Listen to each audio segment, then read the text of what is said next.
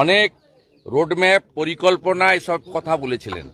তারপরে এরকম একটা ঘন জনবসতিপূর্ণ এলাকার মধ্যে এই ধরনের বেআইনি বিস্ফোরক, এটাকে বাজি বলবো না, এটার এনআইএ হওয়া উচিত। এটা কেন হয়েছে? ঠিক নৈহাটির ক্ষেত্রে যেমন আগের সিপি বলেছিল যে গুলি চলেনি, ওখানকার এমপি এমএলএ বললেন গুলি চলেছে।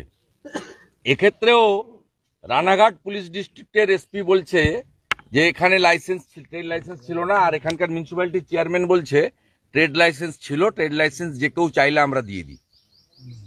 এইরকম একটা জায়গায় যেখানে কত ডেন্সিটিটা দেখুন, একটা থিকলি পপুলেটেড জোন, চারিদিকে পাকা বাড়ি, এ তো ক্যাজুয়ালিটি কম হয়েছে, আমরা ঈশ্বরকে ধন্যবাদ জানাবো, তবুও 4টে প্রাণ গেছে, আরো একজন মৃত্যুর সঙ্গে পাঞ্জা লড়ছে।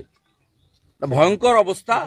এবং কমপ্লিটলি কল্যাণী মিউনিসিপ্যালিটি, পুলিশ এবং রাজ্য সরকার এর জন্য দায়ী। এবং আমাদের স্থানীয় বিধায়ক অ্যাডভোকেট অম্বিকা রায় বিষয়টা দেখছেন।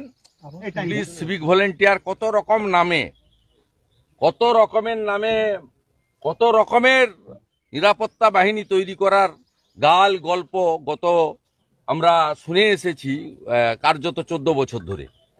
কত রকমের, যে গ্রামের সব খবর তাড়াতাড়ি আনার জন্য ভিলেজ পুলিশ, সিভিক ভলেন্টিয়ার পাড়ায় পাড়ায় কি হচ্ছে খোঁজ খবর রাখার জন্য, তার পরিণতিটা কি, রেজাল্টটা কি? এ তো নন স্টপ। এগরার খাদিকুল থেকে মাঝখানে আমডাঙ্গা বজবজ, নন স্টপ হচ্ছে, নন স্টপ সাধারণ মানুষ মারা যাচ্ছে এবং তার বিনিময়ে 2 লক্ষ টাকা ক্ষতিপূরণ দিচ্ছে।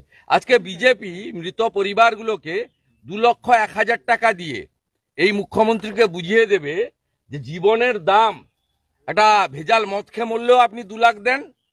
আর এইভাবে আপনার সরকারের, আপনার পুলিশের, আপনার দলের পরিচালিত পুরসভার অবহেলা এবং কার্যত অত্যন্ত দায়িত্ব জ্ঞানহীনতার পরিচয়ের জন্য এই মৃত্যু হয়েছে।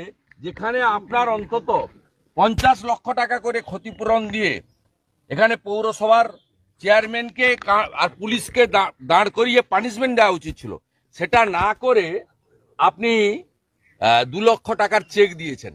ভারতীয় জনতা পার্টি আজকে 2,01,000 টাকা করে এই পরিবারদের হাতে তুলে দিয়ে মুখ্যমন্ত্রীকে আমরা প্রমাণ করব রাজ্যের বিরোধী দল যেটা পারে আপনি সরকারি থেকে সেটা পারেন।